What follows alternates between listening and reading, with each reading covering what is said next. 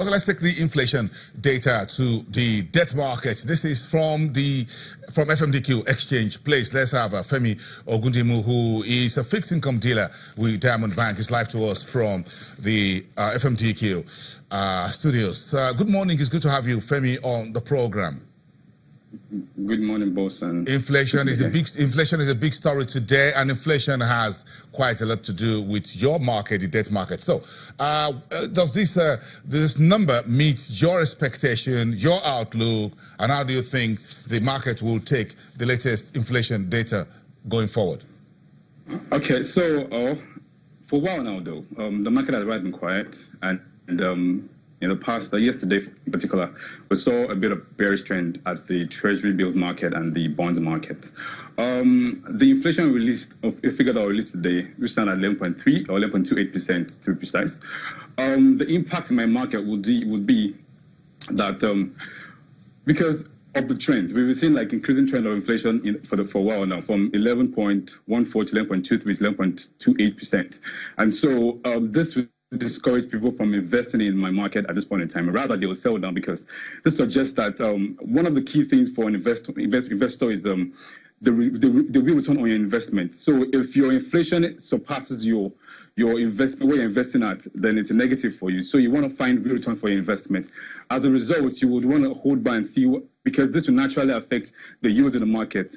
And as a sell down, what you see in the market is constant rise in the yield of the market. So just to get your positive return for your investment. That's the summary. So is this the regular bearish sentiment we've seen over the last days, weeks, and perhaps a few months as we get into the third quarter of the year? What we described yesterday in terms of the bills and the bonds? Okay. Sorry, I didn't get that. Yeah, I was asking if there's anything new in terms of investors' sentiment, so what you can call, what is driving the trading theme for fixed income dealers and investors? Oh, okay. Well, for the treasury bills, it's just pure market, sentiment, specifically because the market has been very, very illiquid. Yes, as of yesterday, I think market was about 30 billion. So players are selling down just to fund their obligations. Aside that, today is supposed to be NTB auction, and they want to sell down their on the short-term maturities in order to place on the take part in the new auction. That's for NTB for treasury bills market.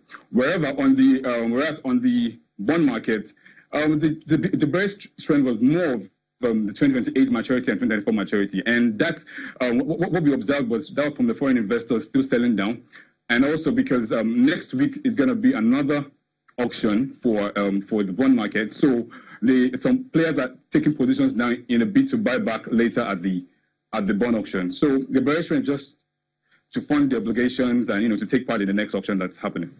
Okay, and when is the next auction? For the treasury bills. For the treasury bills, an auction going on today, whereas for the bond market, there's auction next week, scheduled for next week, Wednesday. Okay. Thank you, Femi Ogundimu, fixed income dealer at Diamond Bank, live to us from the FMDQ Exchange Place in Victoria Island. Let's take a break. We'll be right back. We'll take a look at the equities markets and a few others when we come back.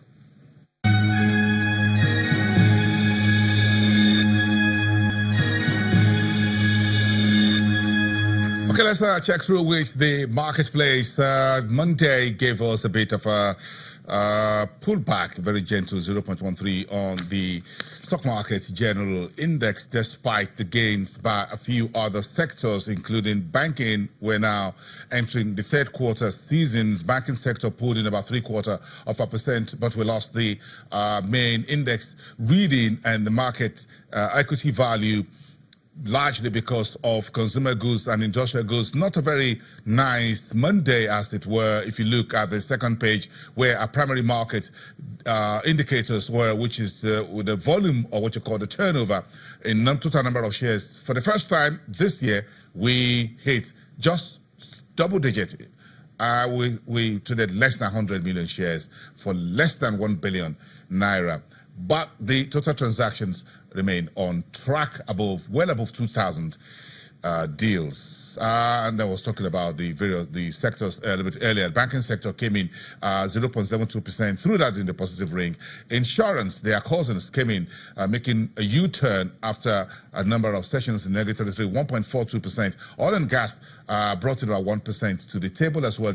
Those three sectors moderated that negative sentiments around consumer goods and industrial goods, where Lafarge and Nigerian breweries lost heavily on Monday. So Forte Oil helped. The oil and gas sector gained about 0.92%. Forte Oil gained almost 10%.